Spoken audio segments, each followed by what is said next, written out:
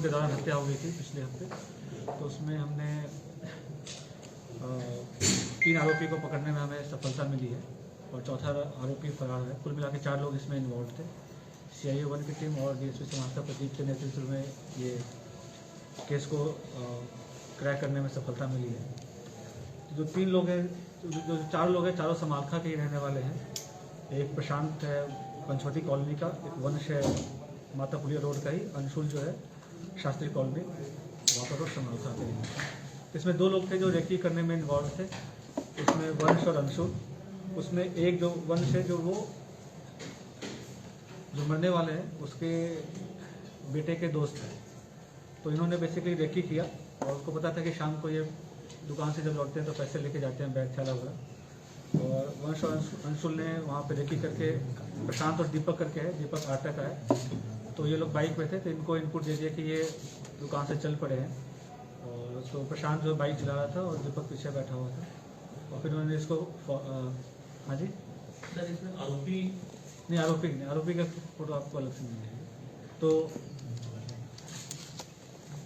तो इन्होंने पीछा किया और लूट, जो दीपक है वो बाइक से उतर के बैग छीनने के प्रयास किया। और उसके दौरान जब उन्होंने रेजिस्ट किया राजकुमार जी ने, तो उसने उन पर गोली चला दिया, जिसमें उनकी मौत हो गई। तो 3 लोग तो गिरफ्तार हो चुके हैं। चौथा जो दीपक है अभी भी फरार चल रहा है। तो उस पर 1 लाख का रिवॉर्ड हमने अनाउंस कर रखा है। तो जैसे ही अगर वो आप लोग के माध्यम से मैं सभी को बोलना चाहूँगा कि जो भी उसके खिलाफ जो भी इनपुट आएगी तो उस पर उचित ध्यान दिया जाएगा। जो दीपक है उस पर पहले भी आपराधिक मुकदमे दर्ज है। हाल में अक्टूबर में 2021 अक्टूबर में सदर गोहाना में डबल मर्डर के केस में भी वांटेड है, फरार चल रहा है। तो बाकी इन लोग को आज रिमांड पे ले लिया हमने, 5 दिन के रिमांड पे लिया हमने। और कोशिश करेंगे कि दीपक को हम जल्द से जल्द गिरफ्तार करें। पावटी गांव है, वहीं से वहाँ पे खदानों है, वहाँ पे बीच में उनकी गिरफ्तारी हुई है। सर, ये लूटपाट करना चाहते थे या हत्या करने? जैसा मैंने आपको बताया कि पूरा जो प्रकरण मैंने बताया आपको डिटेल में ही कि उनका इरादा लूट करने का था। लूट के दौरान ये चूँकि आम थे, उन्होंने रजिस्ट्रेशन किया, उसके दौरान उसकी हत्या कर दी। इनका और भी कोई रिकॉर्ड निकला है सर? हाँ, बताया मैंने दीपक के खिलाफ तो फिलहाल अक्टूबर 2021 में सदर गोहाना में डबल मर्डर का केस रजिस्टर्ड है, उसमें वो फरार चल रहा है। जो फरार है सर? हाँ, जो फरार है। उसी दिन रेकी की थी सर? इससे पहले भी इन्होंने प्लान बना चुके थे कितने दिन पहले? ना, उस दिन ही प्लान था उनका, उस दिन ही रेकी किया था। दीपक जैसा कि आपराधिक प्रवृत्ति का है, उसी ने ही सभी को जाल में फंसाया और पैसे का लालच देके, और इन्होंने आपस में पैसे भी ट्रांसफर किए हैं। तो उस सब की चीज़ें भी रिकॉर्ड पे हम लाएंगे जिससे कि इस लोग को सजा मिल सके। कैश कितना था सर? कैश अभी जो दीपक है, दीपक भी आएगा, नहीं तो कैश लेके वो भागा था। कितना कैश था उसके बटा तो इनमें भी होगा सर? हाँ, बिल्कुल बता होगा, बट जो मास्टरमाइंड था वो दीपक अभी भी फरार चल रहा है। तो जैसा आएगा फिर आपको तो सर जो था सर इसमें यूज़ किया जो? हाँ, दीपक के पास ही वेपन है। अच्छा। और इसमें CIA 1 और DSP समालखा प्रदीप ने काफ़ी मेहनत की और सारे समालखा के शहर के सारे CCTV फुटेज वगैरह आइडेंटिफाई किया, उनका रूट आइडेंटिफाई किया। और कुछ चीज़ में शक हुआ जिससे कि अंशुल और वंश इन लोग की संलिप्तता नज़र आ रही थी। और इसमें डिटेल में पूछताछ में फिर सारी चीज़ें डिस्क्लोज हुआ। तो सर ये फरारी इन्होंने कहाँ काटी इन दिनों में? कहाँ वो चलो जांच का विषय है, बताएंगे, रिमांड पे लिया ही। तो रहने वाले कहाँ के थे? सब यहीं के रहने वाले बताया। प्रशांत जो है पंचवटी कॉलोनी समालखा का रहने वाला है। वंश जो है माता पुलिया रोड समालखा का है। अंशुल जो है शास्त्री कॉलोनी समालखा का है। और जो दीपक है वो आटा गाँव का है। किसी गैंग से भी जुड़े हैं सर? फिलहाल ये 3 तो गैंग से जुड़े नजर नहीं आ रहे। बाकी दीपक की संलिप्तता देखेंगे। दीपक जो हार्डकोर है और इसलिए उस पर 1 लाख का रिवॉर्ड डिक्लेयर कराया हमने। सर, उसमें राजकुमार के जो बेटा है उनके दोस्त हैं ये वंश तो वो लड़का भी इन्वॉल्व है सर? बेटा उनका? नहीं, उनका बेटा कैसे इन्वॉल्व होगा? क्योंकि वंश का आना जाना था इनके घर पे, तो उसको पता था कि वे पैसे लेके आते हैं। जो मेन इनपुट थी वो वंश की तरफ से, वंश का क्योंकि आना जाना था तो उसको पता था कि भाई ये पैसे लेके आते हैं। और एक्चुअली शक इसी सब चीज़ पे हुआ क्योंकि वंश जो है कभी आया नहीं, फिर इनके दाग पे भी नहीं आया, इनके परिवार में भी नहीं आया, कभी नहीं आया। तो इससे परिवार को भी शक हुआ इस बात पे और कुछ और जगह से उनको इनपुट मिली तो उससे हमसे शेयर किया हमने। क्योंकि 4 में से सिर्फ 1 का रिपोर्ट मिला है, बाकी 3 इसमें फ्रेशर है। फिलहाल तो है, देखो प्रेशर क्या है, तो क्या- एक केस कर दिया तो 302 का केस कर दिया तो प्रेशर कैसे हुए। मतलब इनका और ऐसा भी कुछ नहीं था कि इनकी बहुत अच्छी रिकॉर्ड हो, चाहे मतलब जैसे पढ़ लिख रहे हो, नौकरी कर रहे हो, हमारा ही घूम रहे थे। ये पहला इंसिडेंट है सर इनके थ्रू हुआ, दीपक को छोड़ के। हाँ, इनका भी अभी तक तो पहले है, काफी कम उम्र है, 18 साल ही इनकी उम्र है। इन्होंने सर जो रुपए लूटने थे, इरादा लूटने का था, इन्होंने करना क्या था रुपए? क्या कोई खर्च करने थे रुपए, और ऐसा कुछ अभी तो नहीं है। ऐशो ऐशो आराम था, बेसिकली इजी मनी है, हमको लगता है कि इजी मनी है। ये दीपक के संपर्क में कैसे आए सर? ये कोई लिंक है या फिर जैसे बताया, दीपक जो है ना आटा गाँव का ही है, जी ठीक है, तो समालखा का लोकल सही है, ठीक है। तो हमारे निश्चित ही चले हमारे रडार पर नहीं था, क्योंकि वो वहाँ पे सदर, हमारे पास कोई केस रजिस्टर्ड नहीं है दीपक का, इसलिए हमारे रडार पर नहीं था। बट सदर गुहाना के सोनीपत में मुकदमा दर्ज था, तो फॉर समाव ये कम्युनिकेशन गैप रह गया हमारे में। इनका एजुकेशन क्या है सर? दीपक का क्या एजुकेशन है? इसमें आपको डिटेल प्रेस नोट दे देंगे। सर मुख्य किन आरोपी धाराओं के तहत मामला दर्ज हो रहा है? कितने दिन के रिमांड के लिए सर?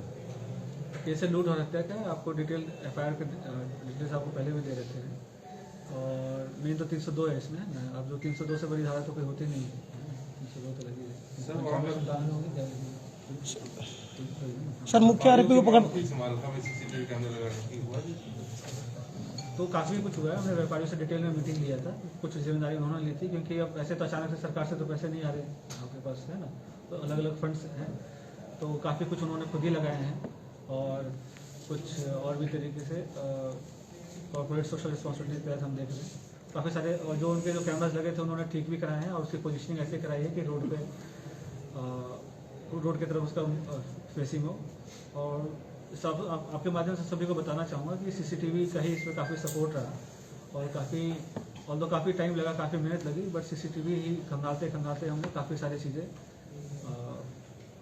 हमें पता चला, उसका रूट क्या था, कौन कब आया, कौन कब गया, उसका हुलिया कैसा था।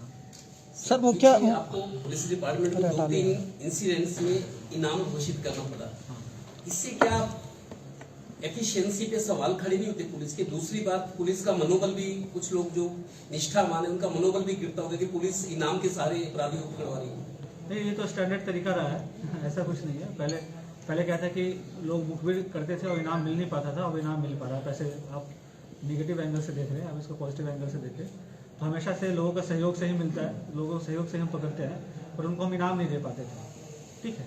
तो अब इनाम का प्रावधान है, सरकार भी काफ़ी लिबरल है, सरकार की तरफ से भी मैसेज है कि आप इनाम डिक्लेयर करें, और जो पुलिस की इमदाद करते हैं आप उसको फाइनेंशियली हेल्प करें, सब इसलिए इनाम डिक्लेयर कर रहे हैं।